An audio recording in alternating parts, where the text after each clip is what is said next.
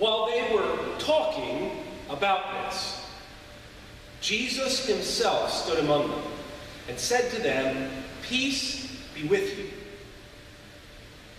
They were startled and terrified and thought that they were seeing a ghost. Jesus said to them, "Why are you frightened? And why do doubts arise in your hearts? Look at my hands and my feet. See that it is I myself. Touch me and see, for a ghost does not have flesh and bones as you see that I have." And when he had said this, he showed them his hands and his feet. While in their joy they were disbelieving and still wondering, he said to them, "Have you anything here to eat?" They gave him a piece of broiled fish. He took it and ate it in their presence. And then Jesus said to them, "These are my words that I spoke to you while I was still alive, that everything written about me in the law of Moses, the prophets, and the Psalms must be fulfilled." And then he opened their minds to understand the Scriptures. And he said to them, "Thus it is written that the Messiah is to suffer and to rise from the dead on the third day, and that repentance and forgiveness of sins is to be proclaimed in his name to all nations, beginning from Jerusalem. You are my witnesses to these things." This is the word of the Lord. Thanks be to God. Most often I have heard commentators say, this whole scene in Luke's gospel is simply about proving that Jesus wasn't a ghost. If that was the case, we could all go home now. I think there's more to it than that. I was 8 years old when my grandfather died. I tell you that story because he spent the better part of his adult years in a wheelchair. It was the time of polio. He was in his late 30s, veteran of World War II, a tall, strapping young man who one day lost the ability to move his legs and his left arm and was left in a wheelchair. I'm not going to talk much about him. What I am going to talk to you about was me as an 8-year-old child wondering after he was dead. You see, by the time of his death, he had had both his left and his right legs below his knees amputated because of complications from diabetes. After he had died at the wake in the funeral home, I asked my mother if Grandpa would have his legs in heaven. What I remember, it may not have been what she said, but what I remember, because she does not remember this conversation, is she said she didn't know. But she did know this, that no matter what, he wouldn't need them if he didn't have them. You know, wings, you could float around. That was all I sort of needed as a child. It was a helpful thing to say, but it really didn't keep me from wondering for a very long time. But the truth is, I no longer wonder about his legs. I don't really worry about that at all. I figure, yeah, God's got that sorted out. But I think my wandering as a child really says something about our human wanderings. Here's what I mean. When Jesus comes back in Luke and Matthew and John, there is clear concern about what Jesus' flesh looked like. His bones and his flesh and holes. The cover on the bulletin really is graphic in many ways at getting at that. Was there still blood? Could you really put your finger inside?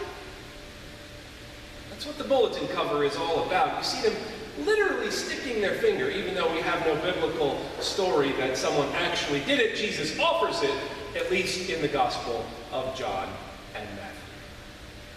Now, it isn't wrong to focus on these things. Wherever our mind takes us, I think is worth going. But I believe that they are not the most important thing. Legs and holes and resurrected bodies. It's obviously important enough for them to show in the three Gospels. But it isn't important enough for Jesus to get into the dirty details. And then that's what leaves us wondering. It was about showing the disciples of all ages something more than just the holes and the flesh, or whether or not a ghost could eat. And again, not a ghost. It says something about the calling for the followers of Jesus. It says that our calling is not somehow rooted in some other worldly realm, but instead grounding in flesh and blood details. I believe in the resurrection of the body, not because of needing to follow orthodoxy, but because human bodies matter to God. So what we do to them matters. We cannot drop bombs and just call them collateral damage and move on with our day.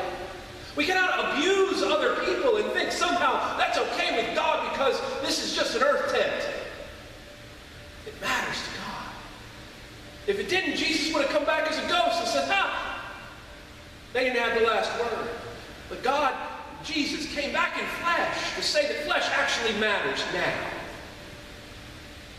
So we can't abuse. We can't take advantage of. We can't hurt people in the flesh now. That means our ministry and our lives have to be rooted in real life stuff, not escape from it. Jesus wasn't raised from the dead so that we are set free from ourselves, but that we are set free from the ways of empire. I'll show you where I think that's at work in a moment. But to begin this conversation about freedom, Jesus first has to set people's minds at ease, to help them relax and stop being so fearful, because to live as free people, we have to learn to give up our fears, or at least living out of our fears. We now know from neuroscientists that our brains on fear do not work particularly creatively or graciously, for that matter.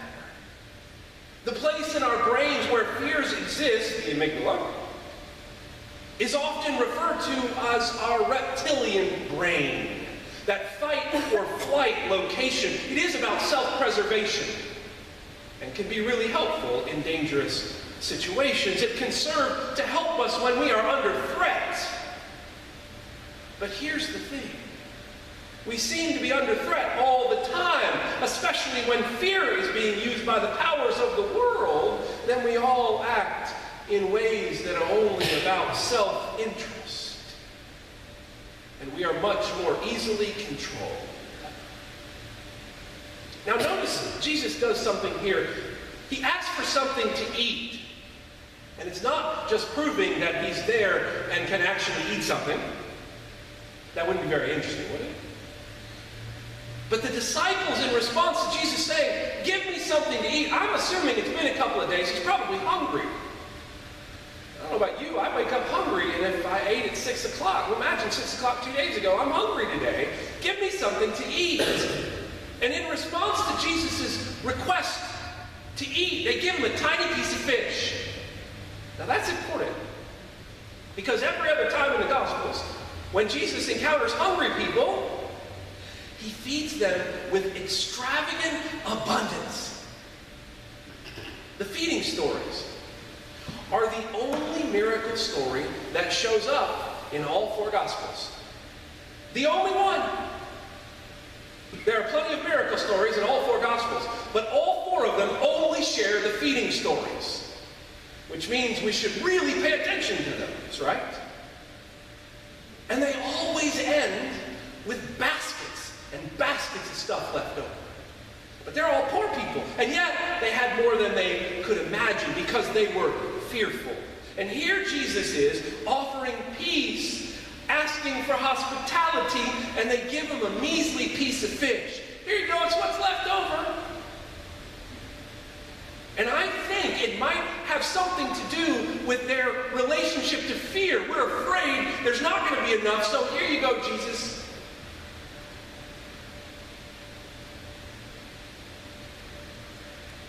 And here's what we also know from neuroscientists.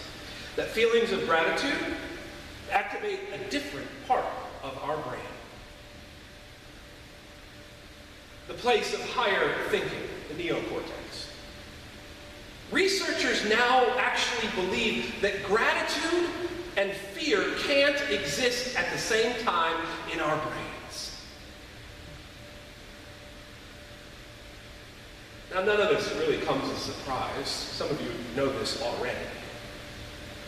But on top of that, they believe that gratitude effectively drives fear out and gives us the possibility of acting with courage, hope, joy, and compassion. The ministry of Jesus. If we are fearful, we can't do it. Jesus understands that. That's why he begins with peace and reminds them about offering hospitality, getting out of themselves.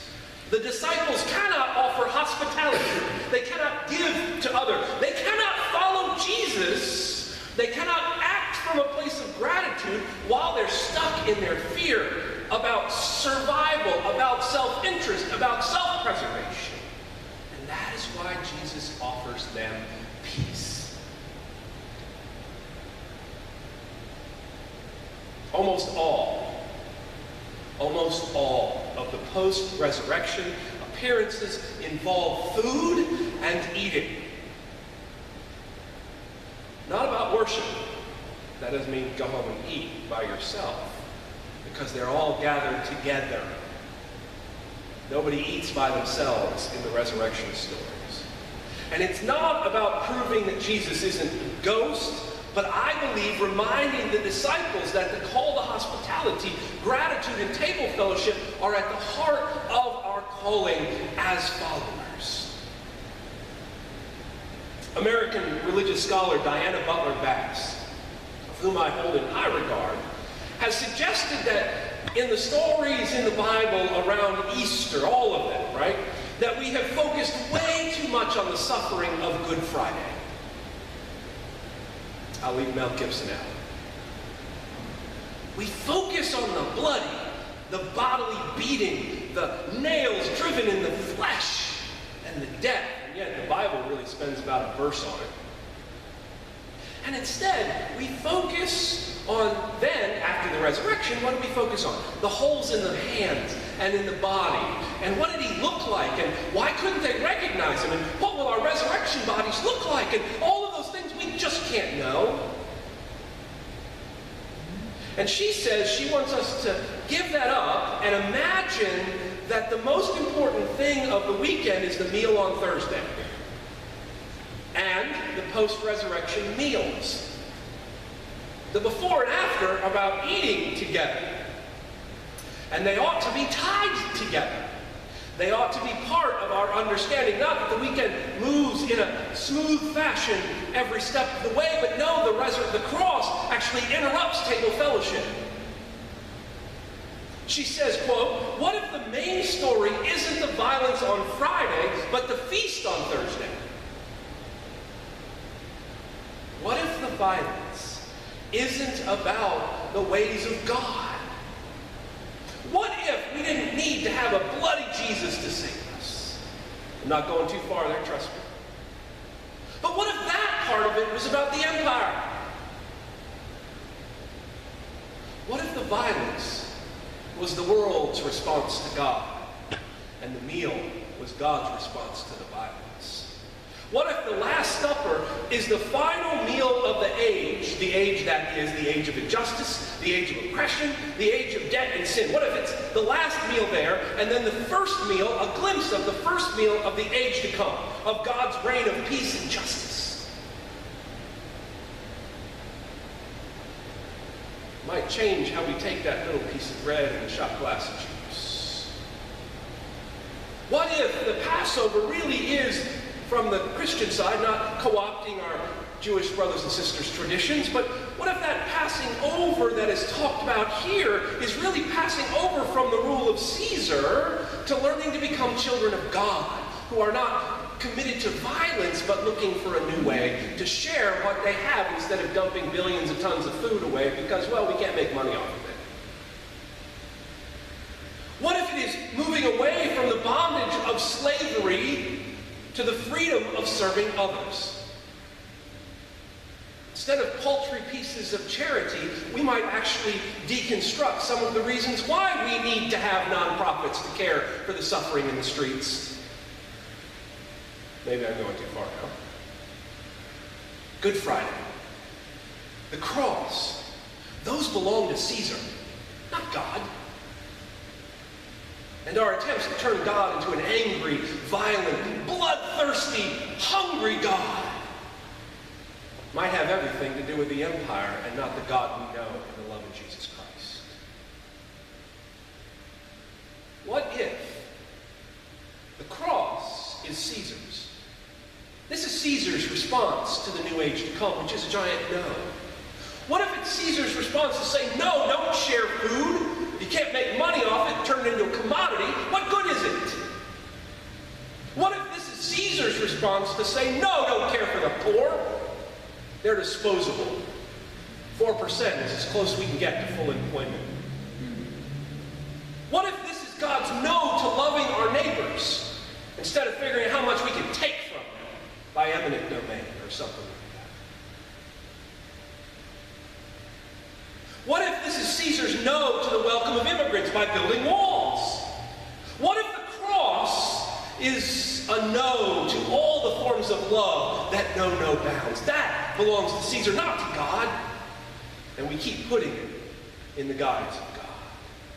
I believe on some level that it is our human fascination that focuses on the macabre of it all, the horror of it all, the violence of it all, and it's why we keep going back to it. We're focused on knowing the unknowable, and then we stop there.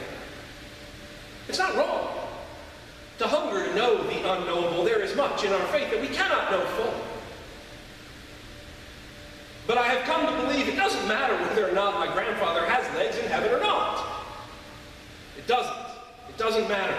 It doesn't matter what Jesus looked like. Actually, it does, because we too often make him white. That's a sermon for another day. But it doesn't matter what his holes in his hands, which, by the way, at crucifixion wouldn't have been in his hands, they would have been in his arms. Well, that's a sermon for another day, too. Those things don't matter, ultimately, right? I think that they can, if we spend too much time on the speculative, can become distractions from discipleship. If we focus on the stuff we can never know, we never have to get to feeding people. Because we haven't figured that out yet. Now, I don't think that's a conscious decision. I think it just happens. It's easier to argue about deck chairs on the Titanic than to figure out how to organize the lifeboats for everybody, as they say. Because if we keep looking for the holes, if we keep looking for the stuff we can't know, and never move beyond it, we will forget to offer hospitality. We will be wrapped up in our fear. We will forget to be gracious and have a sense of gratitude. We will forget that at the end of the day, God said no to all of the things that Caesar says yes to. And all the things that Caesar says no to in our world, God says, you've got to be kidding me, of course.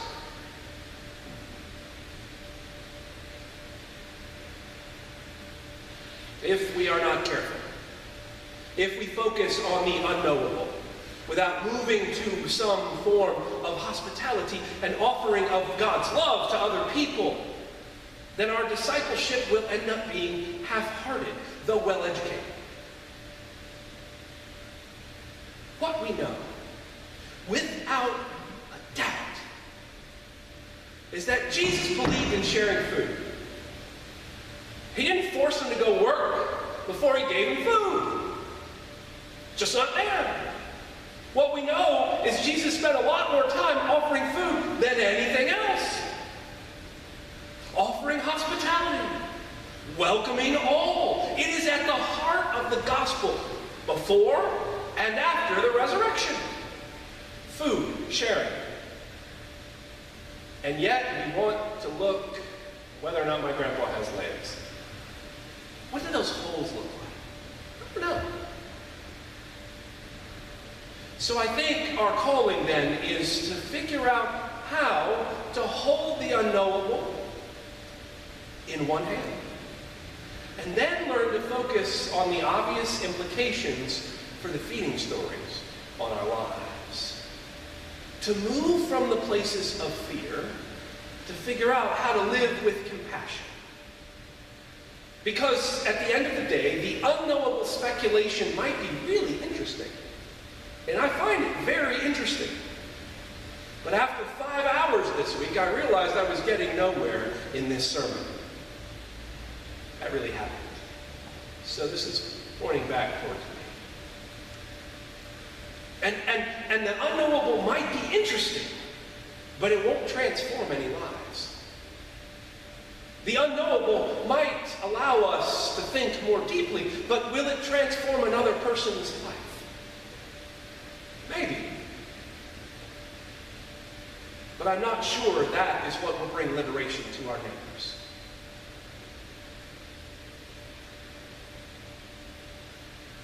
That's what I think is going on in this passage. This is what I think Jesus is trying to get at. Don't just give pieces of little fish. Figure out how to open our hearts to share this love, this grace that we've been given in a world that doesn't understand what grace is all about. Amen.